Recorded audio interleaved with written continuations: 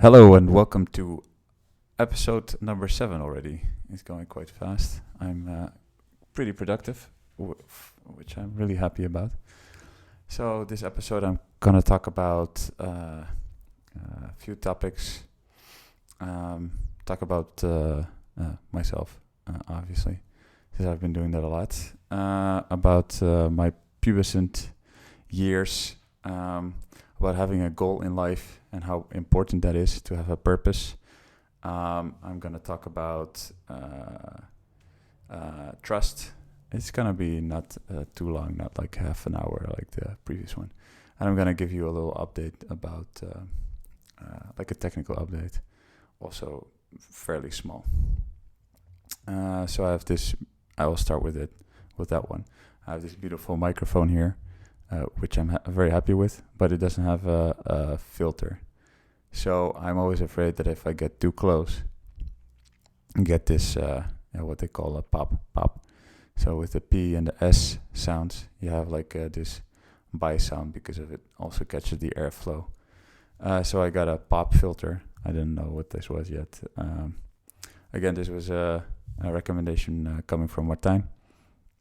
But I had also noticed myself, like, I noticed that I'm a little bit afraid of getting close to the microphone because it makes a huge difference in terms of volume, but also in terms of the bi sounds.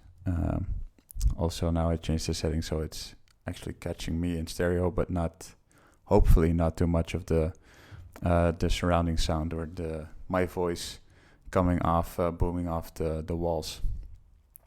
So we'll see. I hope there's going to be a difference. It was just a small investment. Such a pop filter only cost €13, 15 including sending cost or delivery cost. So, not too shabby. So, I will talk about my teenage years. I grew up in Zeeland, in the middle of nowhere, and I think many people will recognize this. They have this teenage angst. You are just a jumble of different types of emotions. You don't know what you want. You want, at the same time, you want a lot of things. Sex not one of the least things, but yeah, you're not just gonna get that. But you also want attention. You want confirmation. You want affirmation. You're growing into a man or a woman if you're a woman, or something else if you're something else. But this is the moment where you develop sexually, and it's a very confusing period. It's also where you start to take risks more. You want to experiment. But I felt at that moment in my life, I felt very misunderstood. I think a lot of people have that. And I felt very miserable. And I really didn't know who to talk to.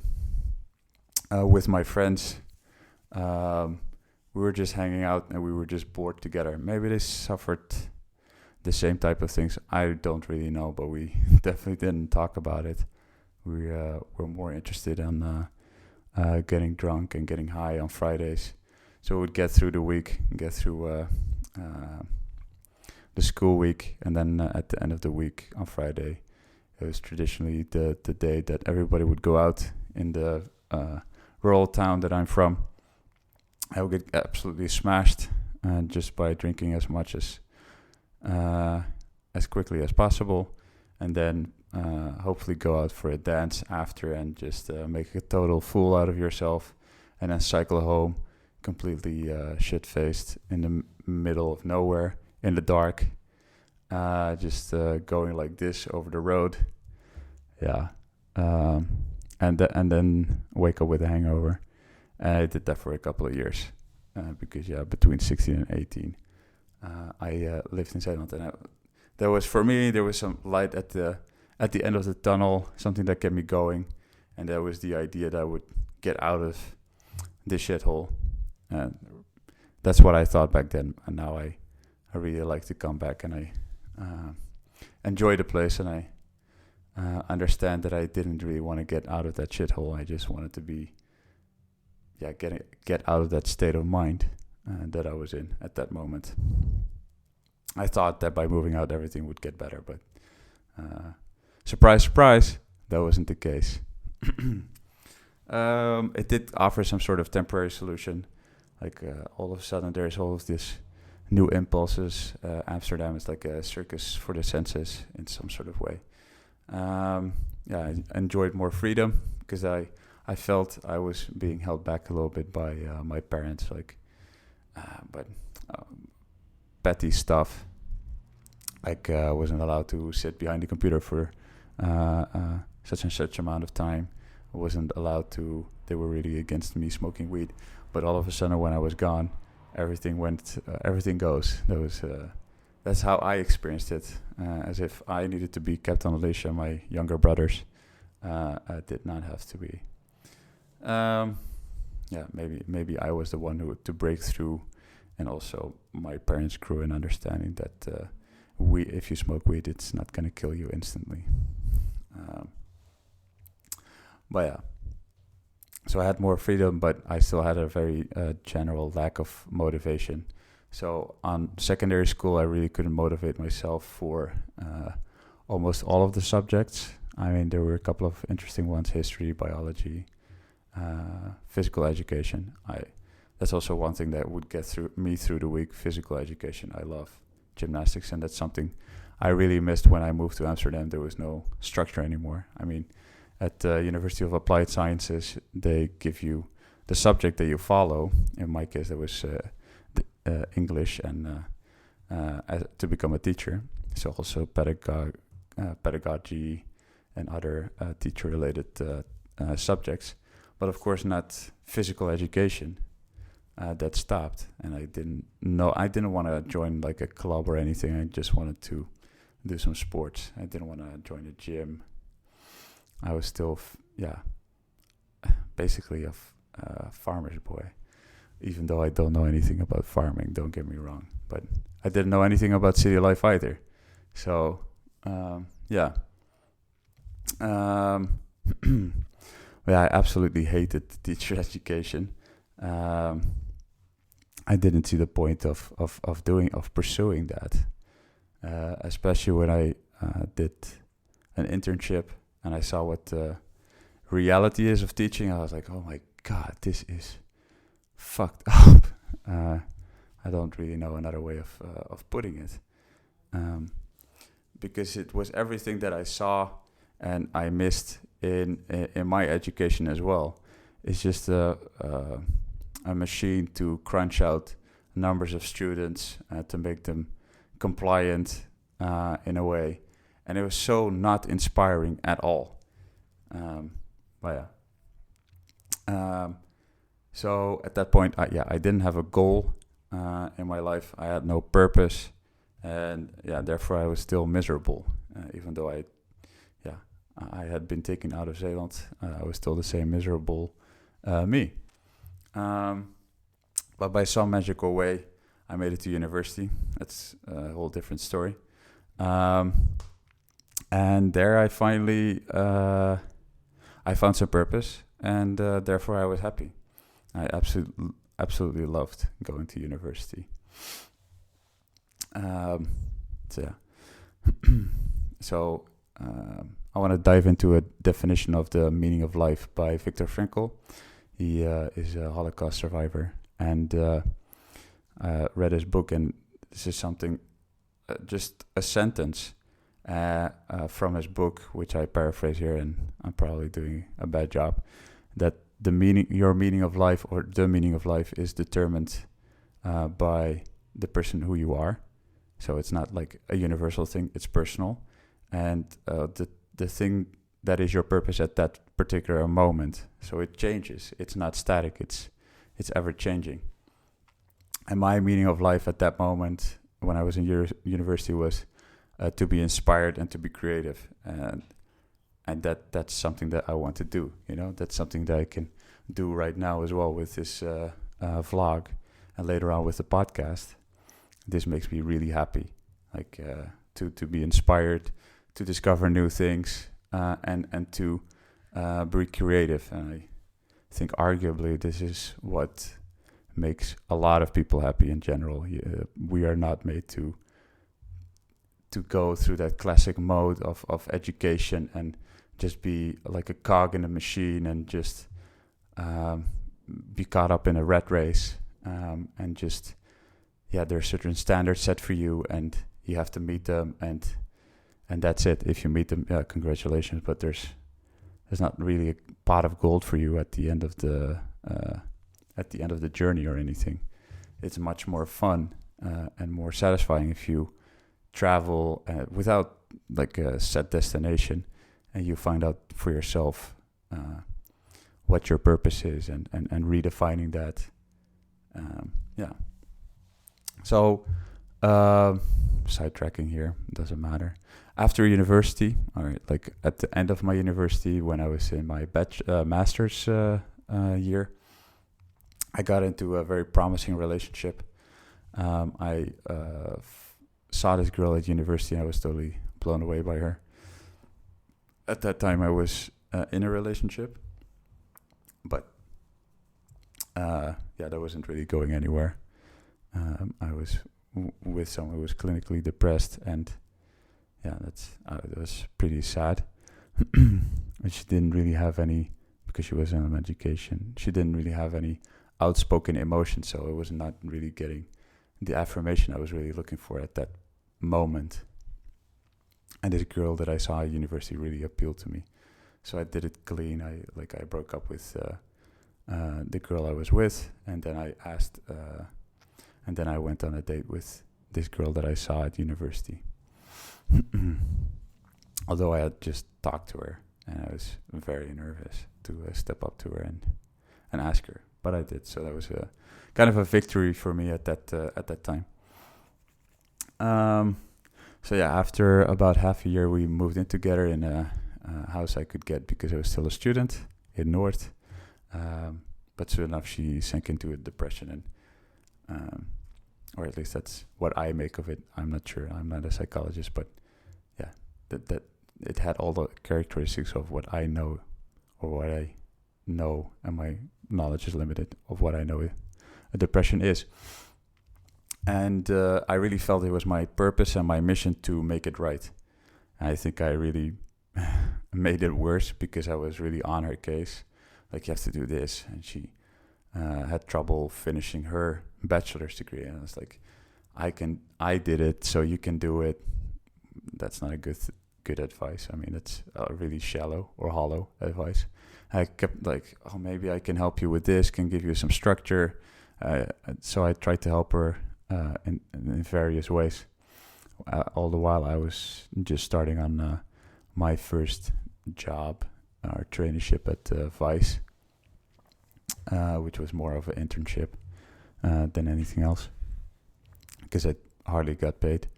And I was making some money on the side at a kitchen and cutlery store and trying to make ends meet, because this girl that I was in a relationship with, she didn't contribute financially because she was depressed and she couldn't find a job or didn't want to.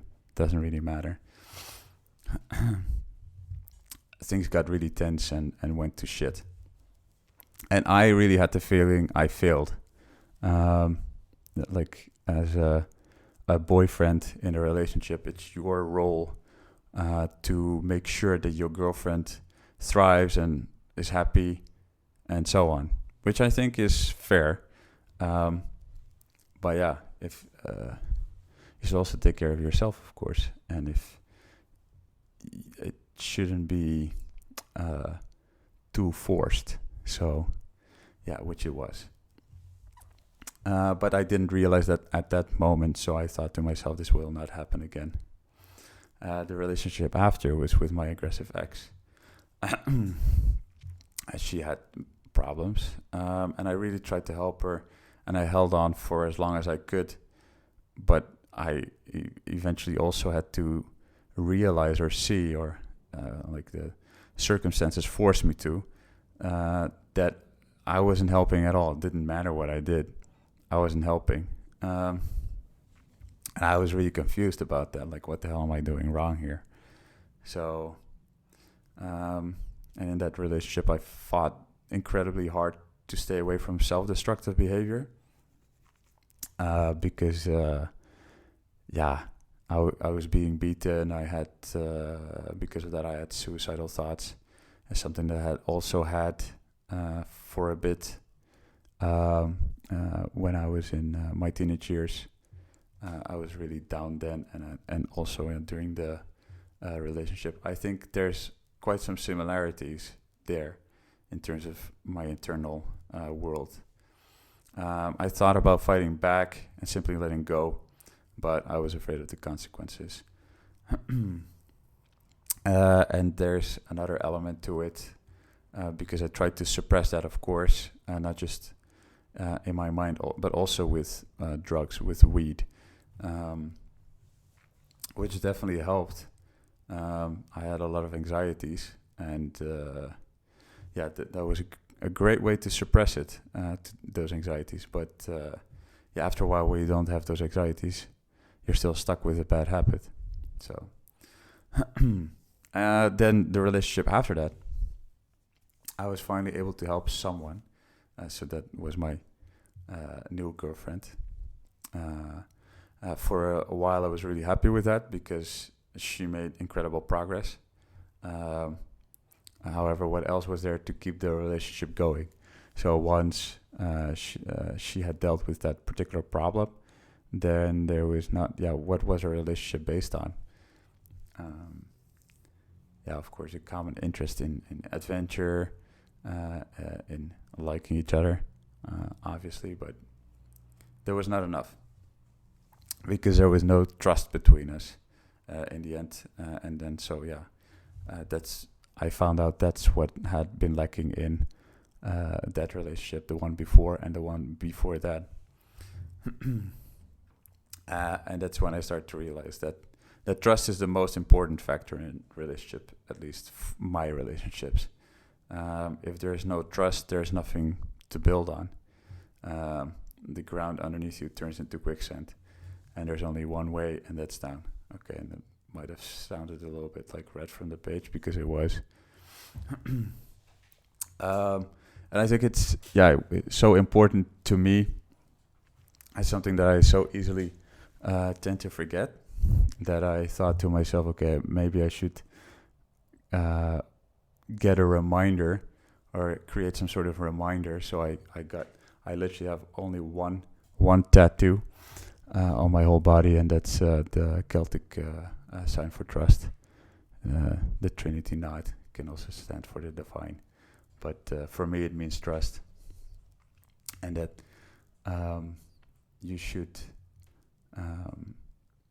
not have the feeling that you have to prove to other people that you are trustworthy, but that you just have to live that. And if other people test you in some sort of way or require you to show your trustworthiness, you can just say, I think you should just say no. Same with the blijfgroep. I had to show in some sort of weird way that I'm trustworthy, which is impossible when you have to defend yourself against an anonymous claim, in which no specifics are mentioned. You just say, no, I'm not going to do that. Like, I know I am trustworthy. I know what I did, and I know what I haven't done. And you go figure out yourself. Like, if you can't trust me, then I'm not going to cooperate with you anymore. I'm just going to leave it as is. Or, I'm just going to go. and so, I was in the past not concerned about actually being trustworthy or loyal. And that's something I struggled with back then. About how I came across, and less so about actually living it, being loyal or trustworthy. and you put yourself in, or I put myself in a subservient position. You basically go down on your knees and beg the other person, please believe me, which already creates quite a skewed relationship. and makes you susceptible to all kinds of abuse. So trust yourself. That's the key takeaway. and the last summary. Thanks again for watching. The next episode, giving a bit of a reference forward about what the next episode is going to be. It will be with the new setup, so we'll have less of the S and the P sounds. The pop filter will be there, so I'm looking forward to that. I thought it would be interesting to go a little bit deeper into what a visit to the police office exactly entails, how I prepared for it, and how I experienced it, what went down, like the technical things, the questions that were asked, and then afterwards you just walk out and that's it, I guess. But that's what episode 8 is going to be about. But for now, thank you for watching and listening.